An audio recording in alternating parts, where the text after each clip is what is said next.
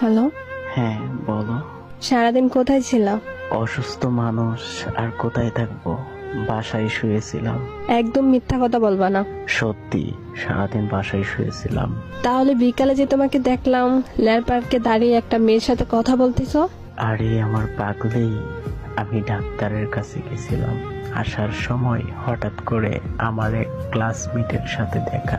কই, আমাকে তো কখনো বলো নাই যে তোমার মেয়ে ফ্রেন্ড আছে। আর তুমি তো রাগ করবা, রাগ করে আমাকে বকা দিবা, সেই ভয়ে আমি বলিনি। আর কত মিথ্যা কথা বলবে বলো তো? তুমিই তো বললে তুমি নাকি সারাদিন বাসায় ঘুমাইছো। এই তোমার ঘুম? বাহ। আরে পাগলি, ও শুধু আমার একটা ভালো বন্ধু, আর কিচ্ছু না। এই শোনো, তুমি আমার সাথে আর একটা মিথ্যা কথা বলবে না। আমি তোমার কথা শুনতে চাই না, ওকে? আরে একটু বোঝার চেষ্টা করো। আমি ছোট বাচ্চা না, আমি যথেষ্ট পরিমাণ বুঝি। সো তোমার বুঝাইতে হইব না। আরে পাগলি, ও খুব ভালো মেয়ে, আর তুমি তো ওর কথা শুনতে পারো না, তাই তোমাকে বলিনি। আরে সে তো তোমার কাছে ভালো হবেই, কারণ সে তো সিগারেট এনে তোমার হাতে তুলিয়ে দেয়, আর আমি সিগারেট খাইতে তোমাকে মানা করি, তাই না? আমি সত্য বলছি, আমি তোমাকে ছাড়া অন্য কোনো মেয়ের সাথে কথা বলি না। আমাকে না জানিয়ে কত কিছু করে ফেললে, আর আমি আমার মামার তো ভাইয়ের সাথে আমাকে সহ্য করতে পারো না, তাই আমি মামার বাড়িতেও যাই নাই।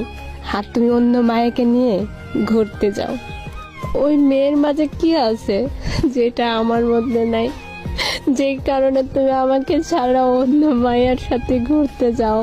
কেন আমার সাথে এমনটা করলে বলো না? প্লিজ, এবারের মতো মাফ করে দাও। আমি আর তোমার সাথে মিথ্যে বলবো না। মেয়েটা তোকে অনেক ভালোবাসে, তুই অনেক ভালোবাসোস। আমি আর মাঝে থেকে কি করব? আমি যদি মরে যাই তারপরও তুই আমাকে দেখতে আসবি না, ভুলে যাবি তুই আমাকে। বিশ্বাস করো, আমি তোমাকে অনেকটা ভালোবাসি, আমি তোমাকে ছাড়া থাকতে পারবো না। আর কি বিশ্বাস করবো তোমাকে? তোমাকে তো আমার নিজের থেকেও বেশি বিশ্বাস করতাম, আর তুমি আমাকে দিনের পর দিন মিথ্যা কথা বলে গেছো। কেন আমার সাথে এমনটা করলে, কেন? সরি, আমার ভুল হয়ে গেছে, মাফ করে দাও।